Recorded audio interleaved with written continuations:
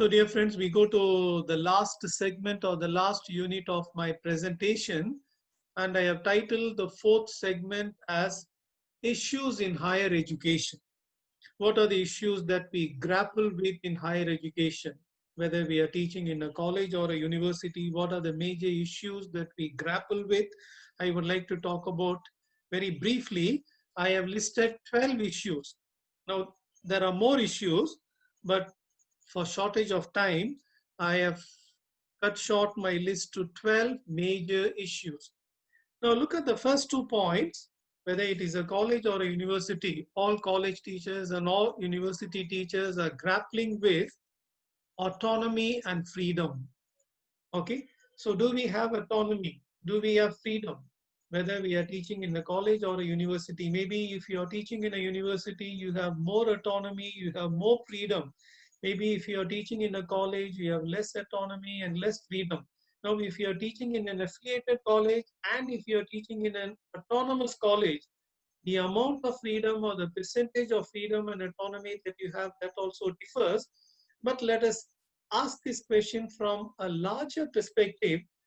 How much of autonomy and how much of freedom is given to colleges and universities? So that is a debatable issue. And in fact, in my opinion, this is a major issue in higher education. Are we really autonomous when it comes to framing the curriculum, when it comes to including a particular text, when it comes to excluding a particular text from the curriculum? Okay, when it comes to teaching and evaluation, do we have the autonomy? Do we have the freedom? Or does the university control colleges, particularly if you're an affiliated college or a constituent college? Does the university dictate terms? Now, these are major questions that we have to ask, and this is related to the second point. Now, since education, particularly higher education, is the concurrent list, it is the prerogative of both the state government and the central government. So, if you are teaching in a state college, if you are teaching in a state university, you come under the state government as well as the central government. So, therefore, one major issue that teachers, college teachers and university teachers grapple with is the issue of autonomy, the issue of freedom. And this becomes all the more glaring because higher education is in the concurrent list. It is the prerogative of both the state government as well as the central government. So therefore, we are caught between the state government and the central government, and this is a major issue. Now, the next major issue is liberal education versus vocational education. Now, for the last few years, there has been a lot of talk on vocational education. The government of India has started BVOC courses, Bachelor of Vocational courses. In fact, it has also started MVOC courses, Master of Vocational courses, and earlier it had community colleges. Now these community colleges have been merged under these Deen Dayal Upadhyaya institutes. Okay, so the question is, who should offer liberal education and who should offer vocational education? A further question that we have to debate is it the job of a university to offer vocational education?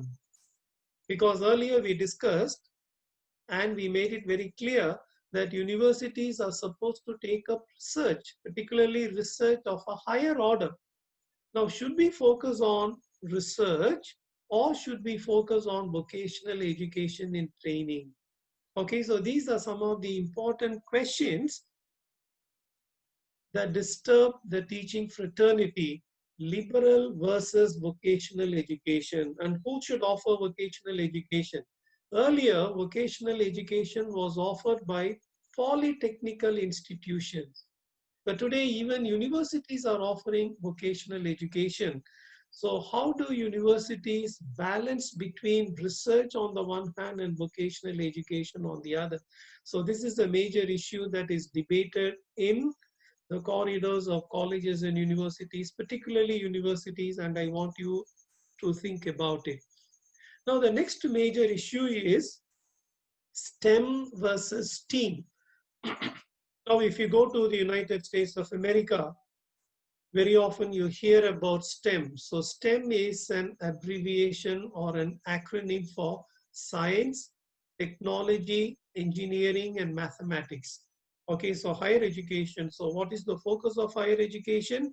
It is sciences, particularly physics, chemistry, mathematics, and life sciences, technology, engineering, and mathematics. Okay, maybe you feel comfortable with STEM, but I don't feel comfortable with STEM. Why? Because I would like to ask you, if you focus on sciences, technology, engineering, and mathematics, what about languages? What about humanities? So therefore, there is STEAM. What is STEAM? S stands for sciences, physics, chemistry, mathematics, life sciences. T stands for technology, E stands for engineering, and A stands for arts, languages, humanities, your psychology, your sociology, your literature. Then M stands for mathematics. In other words, the major debate is, what is the future of humanities? Okay, I can reframe the question in a different way, maybe in a grim manner. What is the fate of humanities? Okay, what about history departments? What about language departments? What about literature departments? What about economics departments? What about sociology departments? What is their future? Will these departments, will these subjects, will these disciplines be consumed by pure sciences? Now, this is a debate, and this is a major debate, and we should pay attention, because unfortunately, the world thinks, and a lot of people think, particularly those in universities, that the sciences are superior and the humanities are inferior. Okay, so therefore the question is, can we afford to neglect the humanities? Can we afford to marginalize the art stream? So therefore the debate is between STEM versus STEAM, and the key issue here is the future of humanities. Now the next major issue in higher education is, what kind of research should colleges and universities undertake? Is it pure research? Pure research is also known as theoretical research or applied research. Now, what happens is, many universities is, if you want to prove, you look at the PhD thesis submitted to colleges and universities in India. What is the nature? What is the character of these PhD dissertations submitted to colleges and universities, particularly universities? Okay, in terms of science dissertations. Okay, most of them are the embodiment of pure research. Okay, so there is a conflict between theoretical research on the one hand and applied research on the other. Of course, people may argue, without theory, there can be no application-oriented research. So all applied research, it carries on the fruits of pure research or theoretical research. Now the debate is, how long should we undertake pure research?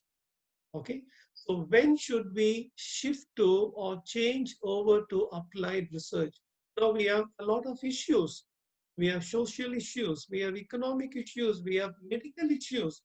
We are in the midst of COVID-19. We are talking of a pandemic. So in this context, what we need is applied research, research that will come up with some solution, some vaccine. So pure versus applied research, this is a major debate in higher education. The next major issue is compartmentalization, whereas interdisciplinarity. I have already talked about interdisciplinarity as one of the major issues in higher education, as one of the key graduate attributes. A good student should be able to think beyond his or her subject. I may be a literature student, but I should be able to think beyond literature. I should be able to think like a student of psychology. I should be able to think like a student of sociology. I should be able to think like a student of economics. In other words, I shouldn't constrict myself or confine myself to my own subject or my own discipline. I should have the vision and the capability to think beyond my discipline. So today we talk of interdisciplinarity. And in fact, very interestingly, particularly in sciences, they say only at a lower level we compartmentalize science into physics, chemistry, botany, zoology, life sciences, but they say at a higher level they all merge. It is no more compartmentalized. So compartmentalization versus inter and multidisciplinarity, that is another major issue in higher education. Then of course we have commercialization of higher education. Okay. Now what do we mean by commercialization of higher education, and whom do we point our fingers at? Okay, primarily we are talking of two key players. One is state private universities. Not that they do not offer good education, they do offer good education, but commercial.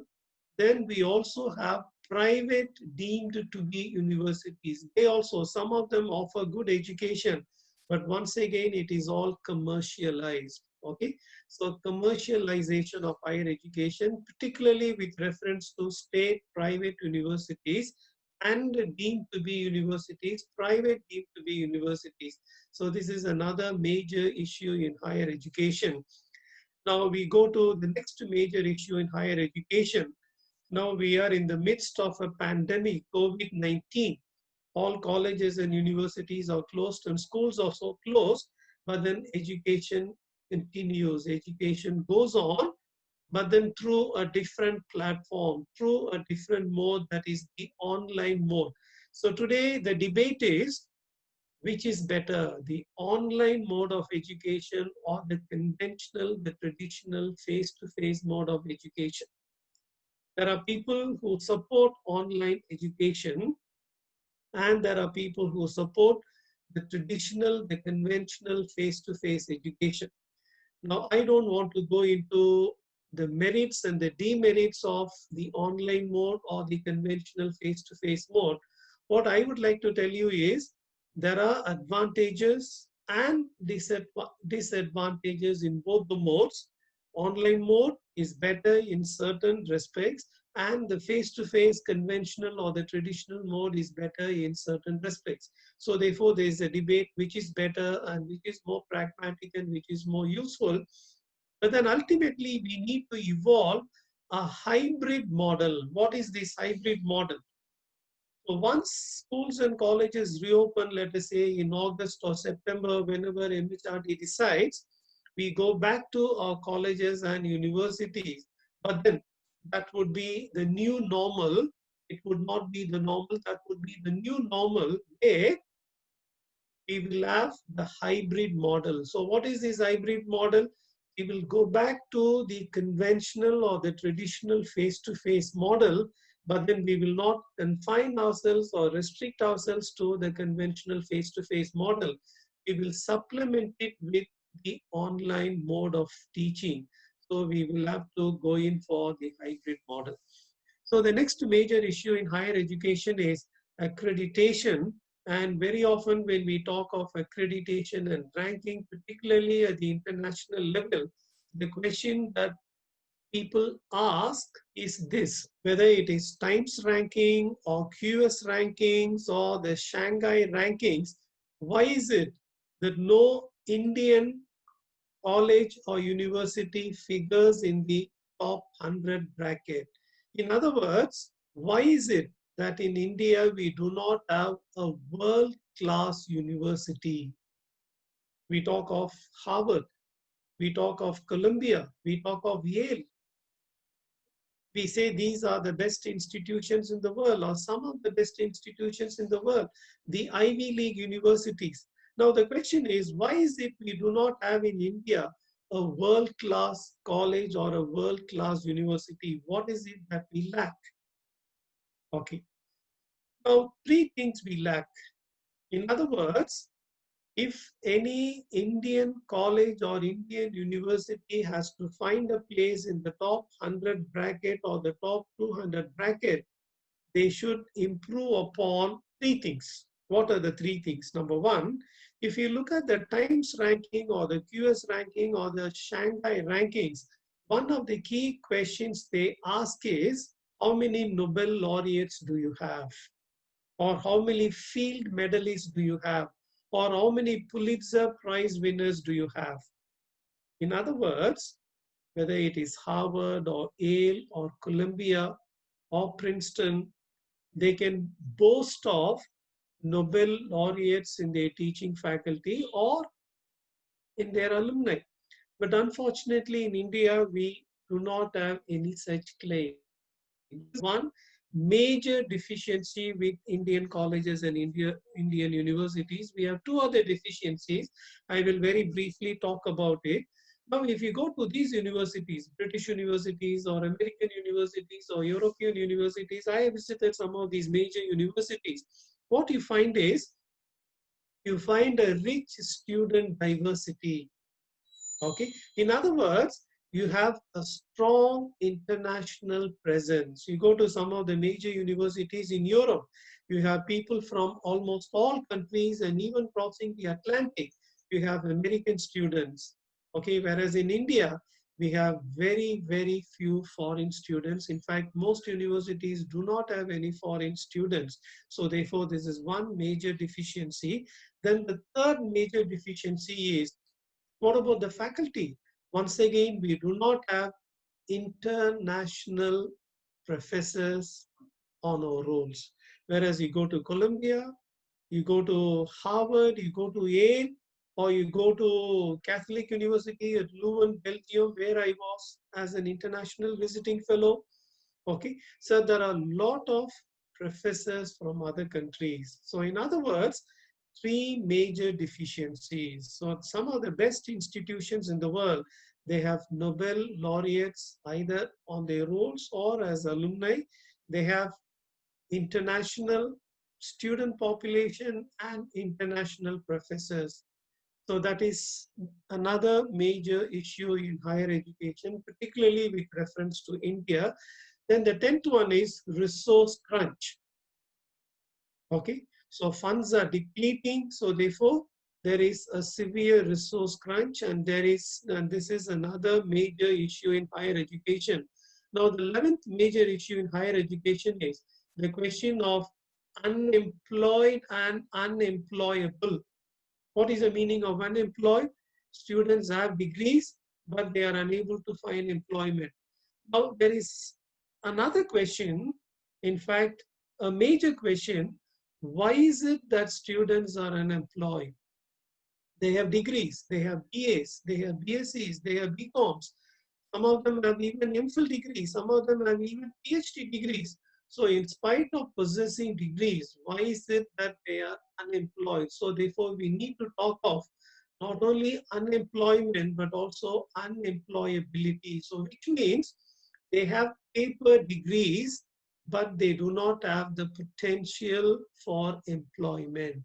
In other words, what the market needs, what the market demands, those qualities, those attributes are unfortunately lacking in these graduate students. So on paper, they are qualified for employment, but skill-wise, temperament-wise, aptitude-wise, they are not qualified for employment. So therefore, higher educational institutions should look into this.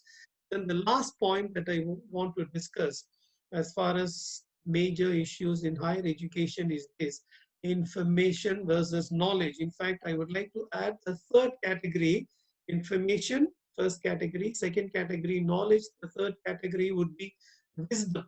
Anyway, I would like to leave out the third category: information versus knowledge.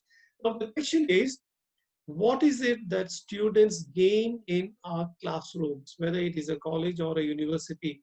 Is it information or is it knowledge? Now, to a large extent, it is information. Okay, so what is the difference between information and knowledge? I would like to talk of two major differences between information on the one hand and knowledge on the other. Now, what are the two differences? Information is something basic. Knowledge is something higher.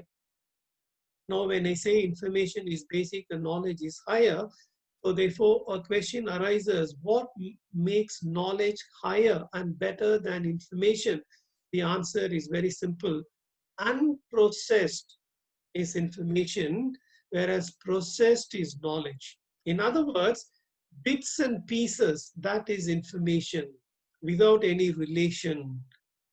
Okay, now when you process them, when you assemble these bits and pieces, and when you process them, when you link them, study the causal connections, then it becomes knowledge. Okay, but unfortunately what happens is students are stuck at the level of information. They are unable to process what they gather, what they glean from textbooks and from the lectures of their teachers. They are unable to process them and convert them into knowledge.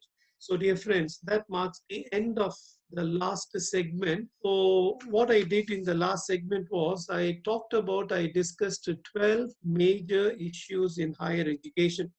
Now I'll take a couple of minutes. I'll give you the summary of my lectures. Now in the first segment, which was titled, What is a University? I talked about the differences between colleges and universities. And I also talked of the objectives of higher education. So that was the major thrust of the first segment or the first unit. In the second segment or in the second unit, I talked about university governance. I talked about the major authorities in universities, state universities and central universities. And I also talked about the various statutory bodies. And towards the end, I talked about the attributes that graduates should possess, whether they pass out of a college or a university. So that was the second segment. In the third segment, I talked about three models of higher education. I talked about two Western models, namely the Humboldtian model, which synthesized the teaching and research, and Cardinal Newman's model, which underlined liberal education as opposed to pragmatic or utilitarian education. And they also talked about the Gandhian model of education. Then in the last segment, I discussed 12 major issues in higher education. Thank you very much.